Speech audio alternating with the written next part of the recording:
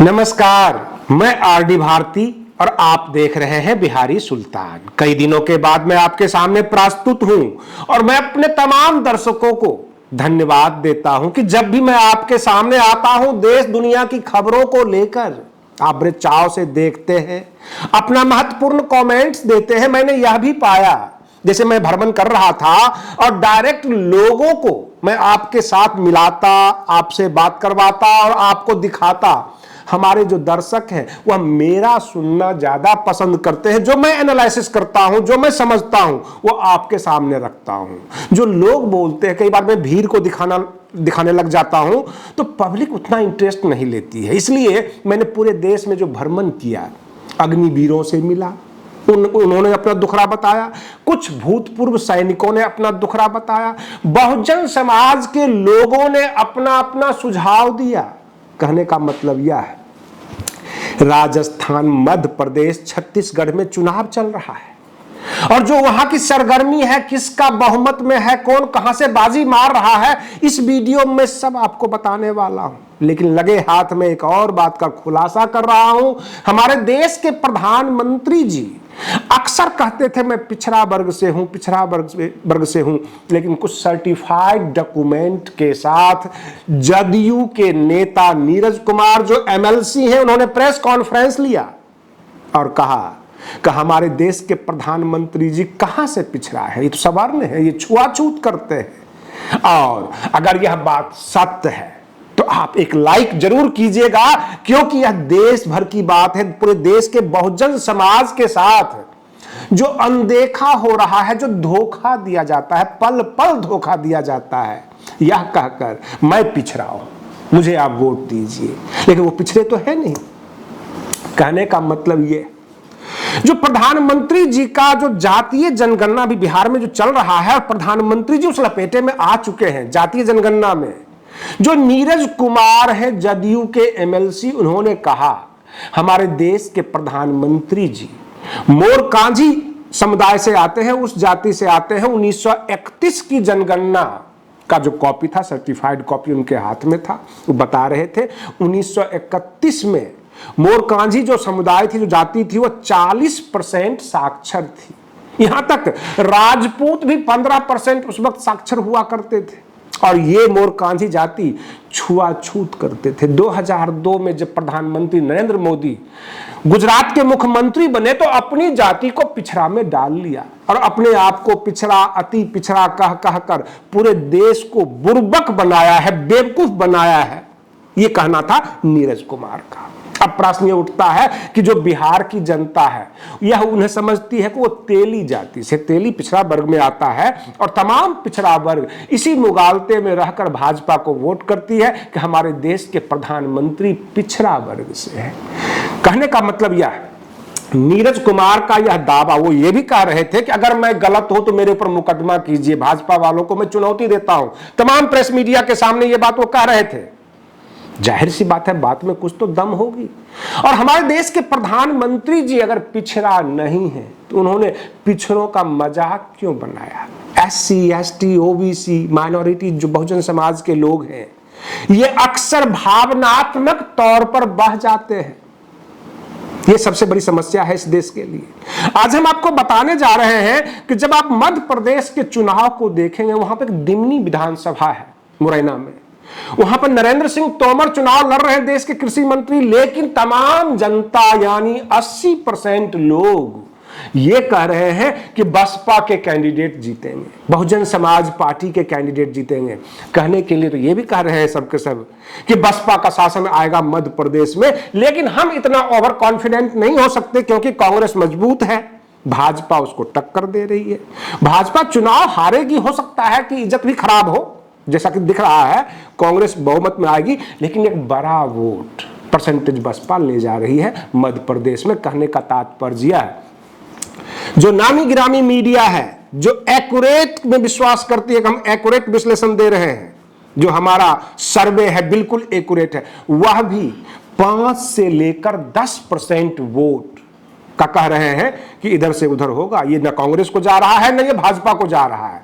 तो हमारा यह मानना है कि बसपा की जो मजबूती है, जो स्थिति है, वो उतना % वोट छिटक कर अगर बसपा के पास जाता है और 10-20 कैंडिडेट मध्य प्रदेश में निकाल लेती है बहुजन समाज पार्टी, तो इनका तो कहना सच हो जाएगा कि हम पावर बैलेंस में रहेंगे, हम जिसको चाहेंगे उसको बनाएंगे, मतलब सरकार बनाएंगे। तो बहुजन समाज पार्टी कांग्रेस को बनाएगी अथवा भाजपा को, यह तो चुनाव के बाद समझ में आएगा, लेकिन बहुजन समाज पार्टी जो है वो लीडिंग रोल में है, राजस्थान में भी और मध्य प्रदेश में भी, छत्तीसगढ़ में भी इसका यही हाल है। सबसे बड़ी बात क्या है कि गोंडवाना गणतांत्रिक पार्टी से गठबंधन करके बसपा काफी मजबूती में आ गई है। अब हम आपको लेकर चलते हैं बहुजन समाज के मन की बात, जो बहुजन समाज के लोगों ने कहा। उन्होंने कहा, अक्सर हमारी जो बहुजन राजनीति है यह सेंट्रलाइज होती है।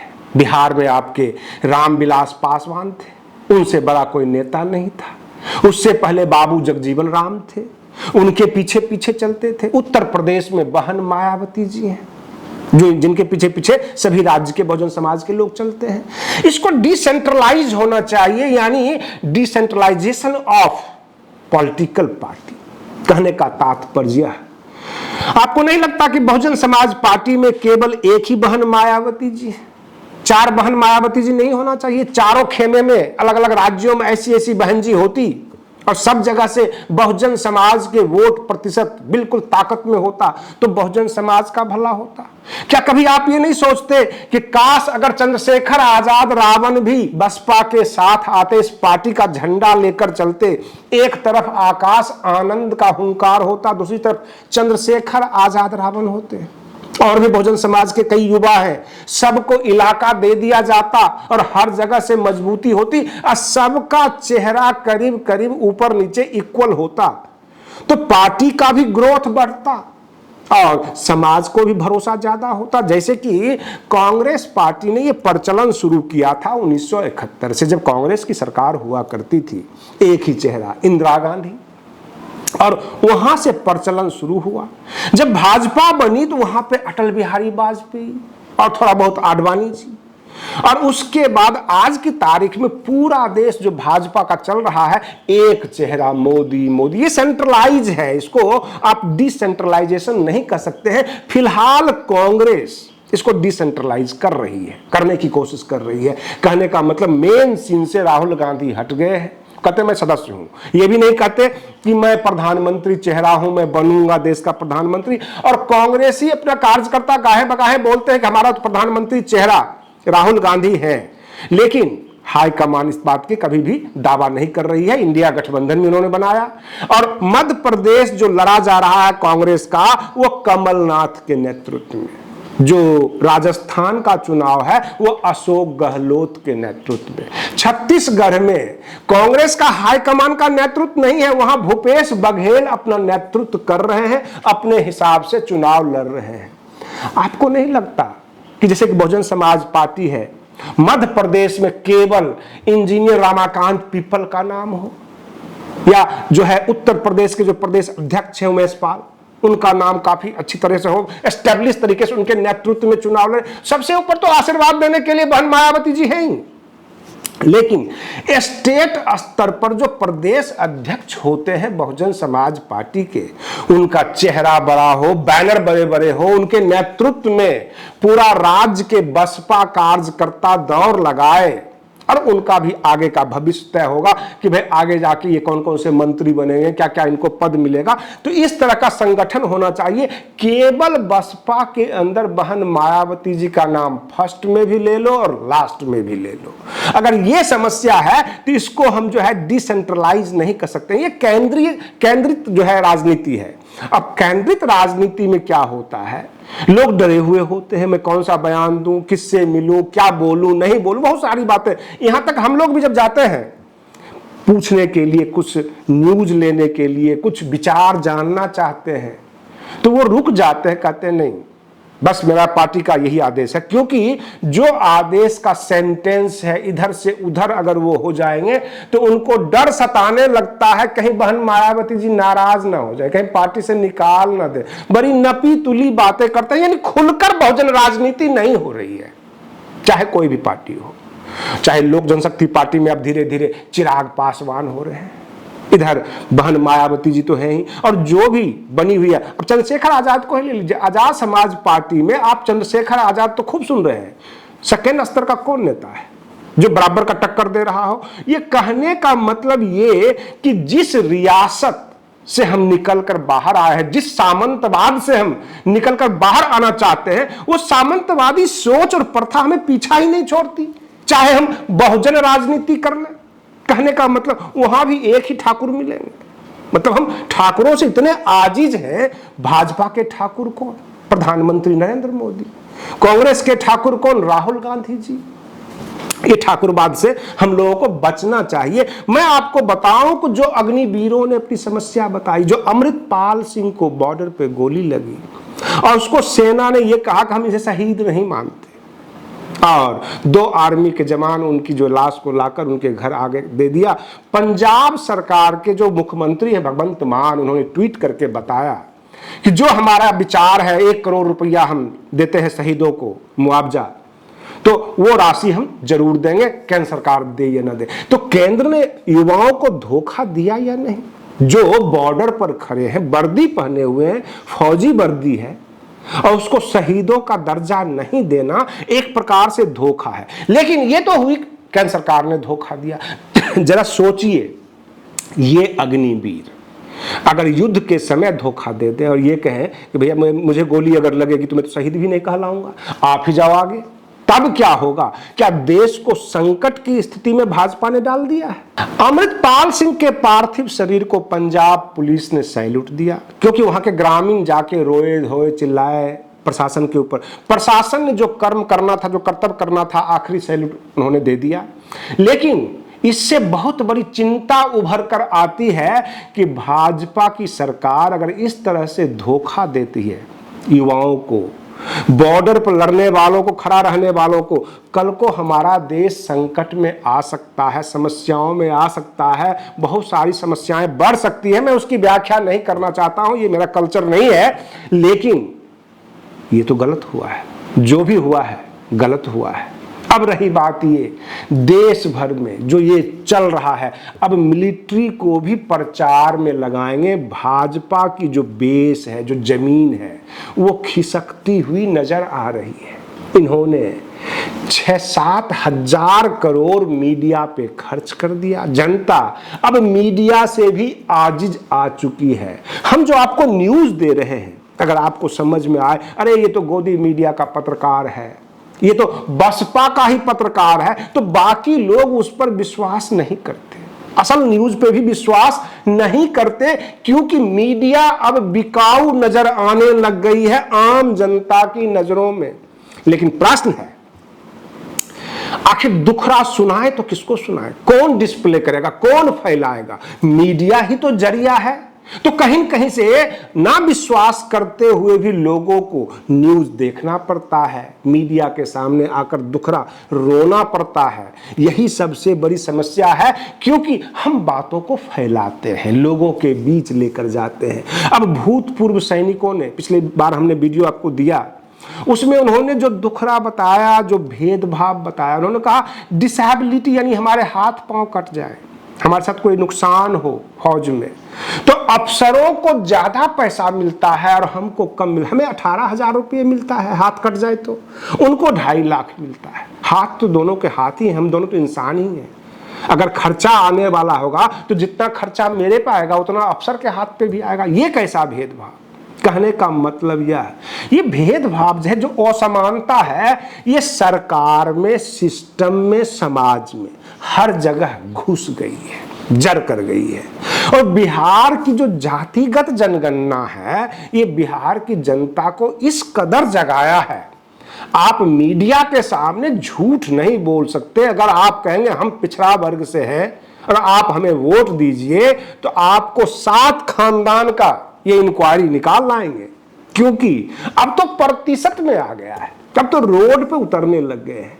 बिहार में चमारों के साथ भेदभाव किया नीतीश कुमार ने, और सब आरोप लगा रहे हैं कि भैया जब हमारी 21.5% जनगणना हुई है तब हमको 5% बताया जा रहा है, जब हमारी 16% जनगणना हुई थी तब हम 6.5% हैं, तो 6.5 की जगह हमको 8-9% होना चाहिए था, हमको और घटा ही दिया, 5% कर दिया। वही हाल मल्लाह कह रहे हैं। मल्लाह कहते हैं कि यार मल्लाह को अलग कर दिया, गोरही को अलग कर दिया, बाकी लोगों को यानी गोत्र वाइज हमारा गिनती कर दिया। ये नीतीश कुमार का फर्जी है। ऐसा नहीं है कि केवल सवर्णों ने आरोप लगाया, ये सारे बहुजन समाज के ओबीसी की जो विभिन्न जातियां हैं सबके सब आरोप लगा रहे हैं कि ये जो जनगणना हुई है फर्जी हुआ है।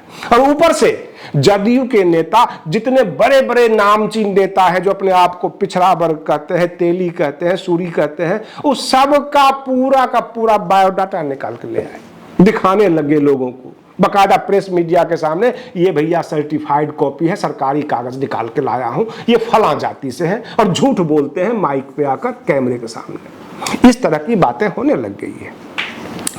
अब प्रश्न यह उठता है, क्या अगला मुख्यमंत्री बिहार का कौन बनेगा?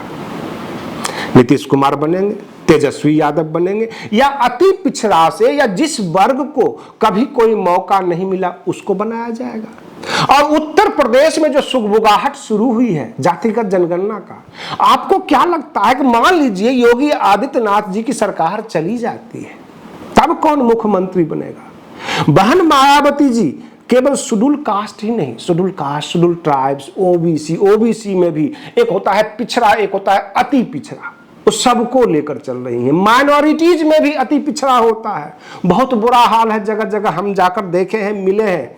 जो स्थिति आज की तारीख में मुसलमानों के पास है, ये खामखा टारगेट पे ले रहे हैं। जो धनी मुसलमान है वो भाजपा के साथ है, और गरीब तो किसी के साथ नहीं होते, वो तो 5 किलो चावल गेहूं के साथ होते हैं। ये हमने हालात देख ली। अगर उनको उज्ज्वला योजना का एक 5 लीटर का या 10 लीटर का गैस सिलेंडर भी दे देंगे तो उनको बड़ी राहत मिलती है। ये बात सच है, गरीबों को राहत चाहिए। उनके वोट जो है वो बिकाऊ हो जाते हैं। बिकाऊ क्योंकि जरूरत आखिरी मंजिल पर घुंघरू बांध लेती है। ये हालात है हमारे देश के गरीबों का। हम क्यों उनकी जाति की व्याख्या करें? क्योंकि वो जरूरतमंद है। हमने तो लगता है जिस हिसाब से हमने भ्रमण किया, इस देश में एक जाति ऐसी होनी चाहिए जिसे कहा जाए जरूरतमंद जाति। एक जाति होनी चाहिए जो बेरोजगार जाति, ऐसा होना चाहिए। इन जातियों में से छांट छांट के निकाल लीजिए कि जो कोई भी जाति है उसमें सबसे ज्यादा जरूरतमंद कौन है, बेरोजगार कौन है, जिसको आशा ही नहीं है कोई नौकरी मिलेगी। और सरकारी तो छोड़ो, प्राइवेट नौकरी भी नहीं मिल पाती। और प्राइवेट संस्थान में जो भेदभाव होता है, अब तो लोग यह भी चर्चा कर रहे हैं, अभी शीतकालीन सत्र आने वाला है बिहार में, और सुगबुगाहट है कि आरक्षण का दायरा बढ़ेगा। मान लेते हैं आरक्षण बढ़ भी गया, क्या सरकार के पास नौकरी है? अब प्राइवेट सेक्टर में जो मल्टीनेशनल कंपनियां जो पैकेज दे रही है उसके ऊपर भी आरक्षण क्यों नहीं लेकर आते? आप बैंकों से क्यों नहीं कहते कि भैया ये जो गरीब लोग हैं, जो ओबीसी, एससी, एसटी के, इनको लोन दीजिए, 1-8% जो है इनका इंटरेस्ट कम कर दीजिए, इनको समय दीजिए पैसा वापसी का। इस तरह की व्यवस्था सरकार क्यों नहीं लेकर आती है ताकि समाज ऊपर उठे और इस लायक हो कि वह आरक्षण का लाभ ले सके। 70-80 साल हो गए और जब से देश आजाद हुआ है, जब से संविधान बना है, आरक्षण दिया गया है शुरुआती दौर में ही, लेकिन उसका लाभ ये गरीब समाज, ये शोषित वंचित समाज इसलिए नहीं ले पाया क्योंकि उस आरक्षण को लेने के लिए, उसका लाभ लेने के लिए आपको एक एलिजिबिलिटी होनी चाहिए, आपको शिक्षित होना पड़ेगा, आपको योग्यता दिखानी पड़ेगी। और जब आप योग्यता तब नहीं दिखा पाएंगे जब आपके घर में रोटी ही नहीं होगी, आपके पास कॉपी कलम खरीदने के पैसे ही नहीं होंगे, स्कूल जाने का व्यवस्था ही नहीं होगा, तो केवल आरक्षण तो आपके लिए काला अक्षर भैंस बराबर हो जाएगा। ये सोचना बहुत ज्यादा जरूरी है और बहुजन समाज को इसके लिए जागरूक होना होगा कि भैया जो भी वर्तमान में आरक्षण है उसका ही हम लाभ नहीं ले पाते हैं। आप ज्यादा से ज्यादा कोटा बढ़ा नहीं रहे हो, अपना वोट बैंक बढ़ा रहे हो। आप जो है आरक्षण का कोटा तो बढ़ा रहे हो ये कहने के लिए कि चुनाव में आएंगे और कहेंगे हमने तो आरक्षण बढ़ा दिया, लेकिन हमें तो आरक्षण लेने के लायक नहीं बनाया। इसका सवाल का जवाब कौन देगा? हमें बहुजन समाज को आरक्षण का लाभ लेने लायक बनाना है, इसके ऊपर सोचना होगा पूरे बहुजन समाज को। और जो बहुजन समाज पार्टी है उनके तमाम कार्यकर्ता से भी मैं आग्रह करूंगा, सोचिएगा जरूर कि यहां पर डिसेंट्रलाइजेशन ऑफ पॉलिटिक्स होना जरूरी है, यानी राजनीति का विकेंद्रीकरण। हर स्टेट में एक मजबूत नेता हो, बहुजन समाज पार्टी के, उनका अपना एक फेमस चेहरा हो, वह भी बैसाखी लेकर नहीं चले कि बहन मायावती जी हमारी बैसाखी है, मैं उनके नाम पे राजनीति कर रहा हूं, या मानवर काशी राम जी का पोस्टर लगाकर हम जो है राजनीति कर रहे हैं। अपना कुछ वजूद बनाए और समाज को कुछ संदेश दें कि हाँ मैं टाइट हूं, जिंदा हूं, खड़ा हूं और समाज को अपने पीछे लेकर चलूंगा, सही दिशा में लेकर चलूंगा, इनका हक सम्मान दिलवाऊंगा। इतना दमखम होना चाहिए बहुजन समाज के नेताओं में, यह जरूरी है। क्योंकि बैसाखी की राजनीति कब तक? बहन मायावती जी 2 4 5 साल 10 साल और जी लेंगी, 20 साल और जी लेंगी। कहने का मतलब किसी न किसी को तो नेतृत्व संभालना होगा। तो इसमें बहुत सारे लोग को आने चाहिए समाज के सामने और समाज को नेतृत्व करने के लिए। और जो सत्ता के शीर्ष बैठे हुए हैं, जो समाज के शीर्ष पे बैठे हुए हैं, जो राजनीतिक पार्टियों में ऊपरे पायदान पर हैं, वह भी इस बात को सोचें कि जिला स्तर पर नामचीन चेहरे बनाए, बहुजन समाज के ऐसे नेताओं को बनाए। क्योंकि अब जनता जाग चुकी है, सवाल करती है। लोग कहते हैं बहन जी का नाम लेकर कितना दिन जियोगे, मानवर काशी राम का नाम लेकर कितना दिन जियोगे, समाज के लिए कुछ करो, समाज के लोगों के बीच जाओ, हमारा तकलीफ सुनो, हमारी तकलीफों को दूर करो, इस तरह के सवाल होता है। लोग ये भी कहते हैं कि भारती जी आप मीडिया वाले हैं, आपका न्यूज क्या बहन जी देखती हैं, बसपा के बड़े नेता देखते हैं, हमारी फला फला तकलीफें हैं, कौन दूर करेगा, हमारा नेता है कौन, हमारे बीच में तो आता नहीं है। इस तरह के भी लोग सवाल करते हैं। केवल चुनाव में आप जागते हैं। कुल मिलाकर आज के लिए इतना ही। आप बने रहिए बिहारी सुल्तान चैनल पर। हम फिर मिलते हैं अगले वीडियो में, तब तक के लिए धन्यवाद।